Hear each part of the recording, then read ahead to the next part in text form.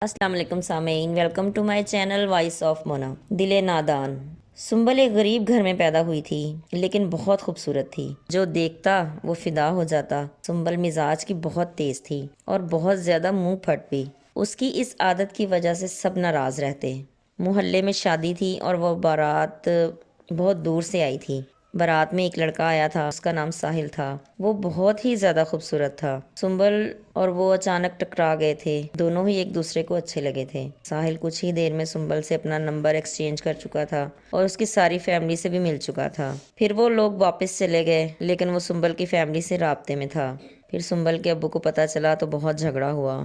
انہوں نے ساحل کی فون پر بہت بے عزتی کی تو اس نے رابطہ ختم کر دیا۔ پھر سنبل کے تایا نے سنبل کا رشتہ مانگ لیا۔ سنبل تایا کی فیملی سے بہت پیار کرتی تھی۔ اس کی منگنی ہو گئی۔ ایک دن اس نے اپنی نند کو صاف صاف بتا دیا کہ میں ایسے ساحل سے ملی اور اس سے محبت کرتی ہوں۔ آپ سے اس لیے نہیں چھپا رہی کیونکہ آپ لوگ بہت اچھے ہیں۔ سنبل کی نند نے گھر بتا دیا۔ وہ لوگ خاموش ہو گئے۔ پھر سنبل کے ابو نے کہا کہ شادی کر لیں بچوں کی، تو سنبل کی تائی ماں نے انکار کر دیا کہ اب ہم نہیں کر سکتے۔ آپ کو جلدی ہے تو آپ جہاں مرضی اپنی بچی کی شادی کر سکتے ہیں۔ انہوں نے بھی چپ سادھ لی کیونکہ سنبل نے خود ہی ماں کو بتا دیا کہ اس نے اپنی نند کو ساری حقیقت بتا دی تھی، تو وہ بہت شرمندہ ہوئی۔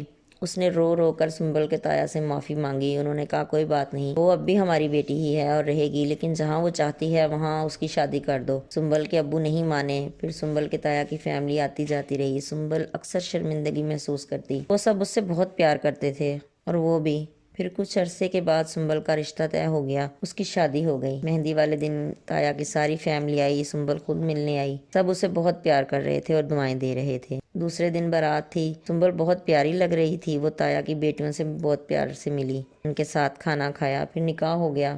اس کی آنکھیں کچھ کہہ رہی تھیں۔ پھر اسے اسٹیج پر لایا گیا۔ جب وہ تائی ماں کے پاس سے گزری، ایک دم اس کی آنکھیں ان سے ملیں۔ انہوں نے دعا دی خوش رہو۔ پھر وہ لوگ واپس آ گئے۔ اللہ اسے خوش رکھے۔ ماں باپ ہر چیز کو اپنی انا اور عزت کا مسئلہ بنا لیتے ہیں اور بچوں کی زندگی تباہ کر دیتے ہیں۔ ایسا نہیں کرنا چاہیے۔